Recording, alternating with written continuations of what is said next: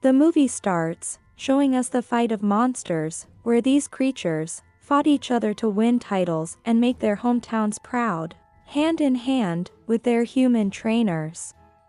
Then, we arrive to a city that had an invincible team, formed by Rayburn, a monster who fought with his trainer, named Jimbo. The two of them put the name of their city very high, until one day, when they were on their way to a competition, their boat sank in the sea, making them disappear, leaving the people of their city without hope. However, after a few years, the townspeople had their hopes up again, because an old man, who was a former partner of the renowned Jimbo Coyle, planned to achieve victory by fighting with his gigantic shark. And that night, they would face a rabid monster in a great stadium that bore the name of the Great Jimbo. Then, we meet Winnie Coyle, the daughter of the popular Jimbo, who as expected, was a fan of monster wrestling, and knew all about it. So that night, when the battle begins, and Winnie sees that the giant shark was losing, she decides to run away, to advise the old trainer, and thanks to his advice, the giant monster manages to win the battle. All the villagers were celebrating until the big shark said that that city was too little for him, and as he did not want to live under the shadow of the famous Rayburn, he preferred to go to fight in another more important city. The next day came the worst, because the villagers learned that without the monster, there would be no battles and no profits, so the stadium had to close. Then the mayor told them that the best solution they had for the moment was to sell the stadium to another nearby city, which planned to turn it into a parking lot. Obviously Winnie was against the demolition of the place that her father had worked so hard to build, but the townspeople refused to listen to her, because they needed the money from the sale, so she was very nostalgic, and went to the stadium to remember her father, and remembered that he had told her that everything they needed to win was in an old notebook. So she returns home, retrieves the notebook, and leaves, determined to find a new monster for her city. But when she talks to the monsters, proposing to train them, the monsters end up mocking her again and again, making her feel hopeless. Then, Winnie goes to take a break, to a place where a couple of monsters were fighting, and after staring at one of them, she recognizes him, since he was the son of the famous Rayburn, the monster that her father trained. It turns out that that mediocre monster was called Steve, an unhappy man, who earned his living by charging money for intentionally losing all his fights, and when Winnie tries to get his attention, Steve gets distracted and inadvertently ends up knocking down his opponent and winning the fight. This causes his boss to lose a lot of money. The bird threatens Steve, demanding that he pay her 10 times what she lost because of him. When the bird leaves, Winnie annoys Steve, who ends up accepting being the son of the famous Rayburn, but warns her that he would never use his father's name to achieve fame.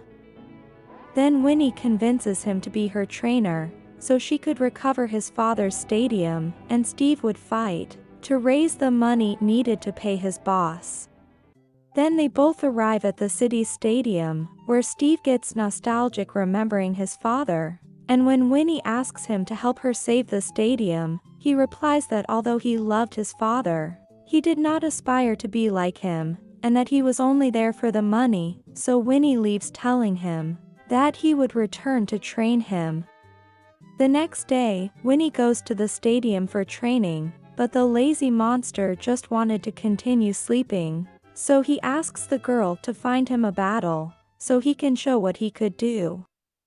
The day of the battle arrives, and the gigantic gorilla, with which Steve would face, was very strong, but the carefree lazy monster believed that the duel was fixed, and that he should only lose as usual to collect his money. However, he soon discovers that it was not, so because the blows were real, and he had to fight to survive and to be able to collect. Then Steve, scared, runs away from the gorilla, and both run until they get tired, but as Steve was less exhausted than his rival, he takes advantage of the last of his energy to declare himself the winner, and so he can savor his first victory, as ridiculous as it is legitimate. As this pitiful performance of Steve was criticized by sports journalists, Winnie decides that it was time to train his monster, and both begin to analyze the best fights of Rayburn. Winnie also makes Steve exercise, but after a while, he did not see the expected results, because Steve did not take things seriously.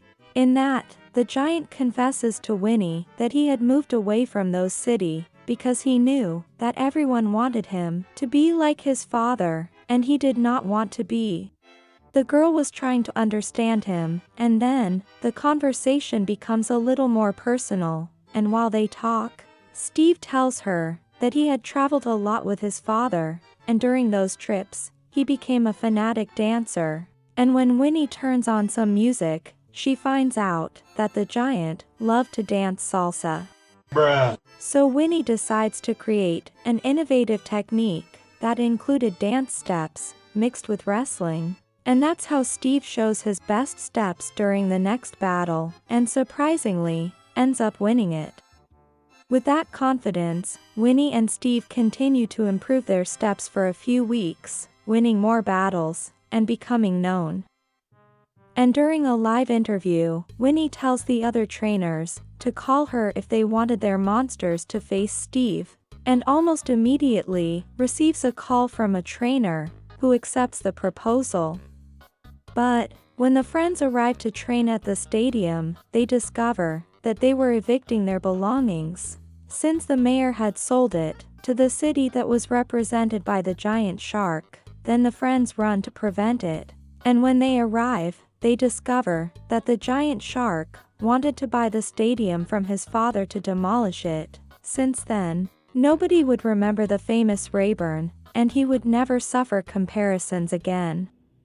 Finally, the mayor signs the sale of the stadium, and everyone leaves. Unfortunately, Jimbo Coyle's ex-partner was on the shark's side, and when he is alone with Winnie, he tells her that Jimbo would be ashamed to see her train his monster with those ridiculous dance steps.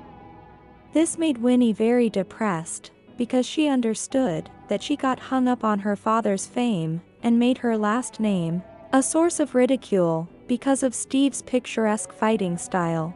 The monster, seeing her sad, goes to console her, but she tells him that since he already had his payment, he was free and could leave. Then Steve returns to his old boss and pays her everything he owed her, recovering his job, where he was paid for losing fights on purpose. However, being there had not made Steve happy, because he already knew the sweet taste of victory, and no longer wanted to live sabotaging himself. And when he sees the pictures he had with his father, he realizes that he really wanted to be a winner like him. So Steve goes back to Winnie to thank her for everything she did for him, and to tell her that he was no longer willing to be a loser, and now he was the one asking her to forgive him in order to save the stadium.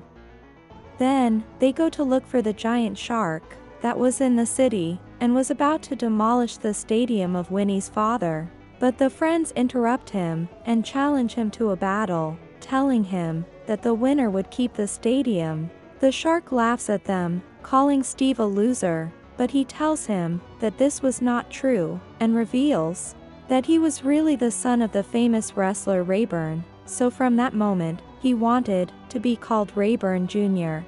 This news surprises everyone, but the giant shark is not going to be intimidated, and decides to fight Rayburn Jr.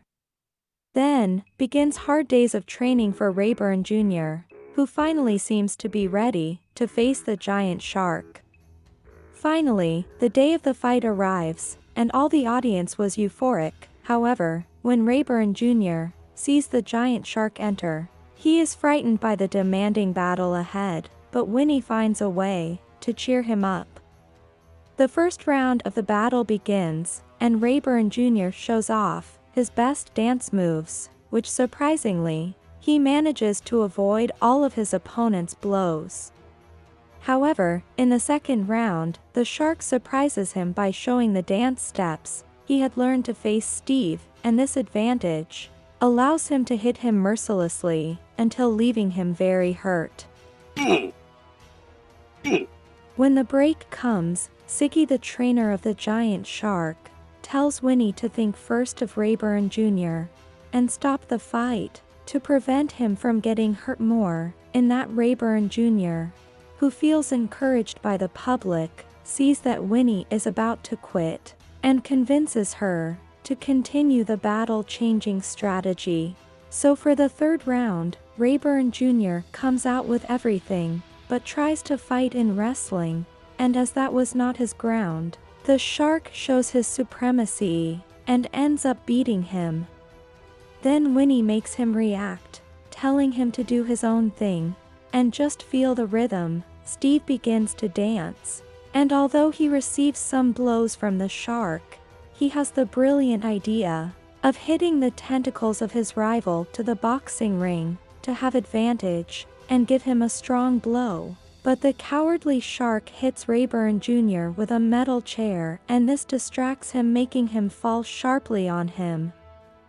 Then the shark recovers, and everything was pointing to be the winner, but the public applauds, cheering Rayburn Jr. And when he feels the rhythm of those applauses, he gets up again and ties the tentacles of his rival to throw him against the ropes, so he manages to give him the final blow, which makes him win the battle. The crowd goes crazy celebrating the victory, and even the exceptic journalists praise Rayburn's triumph.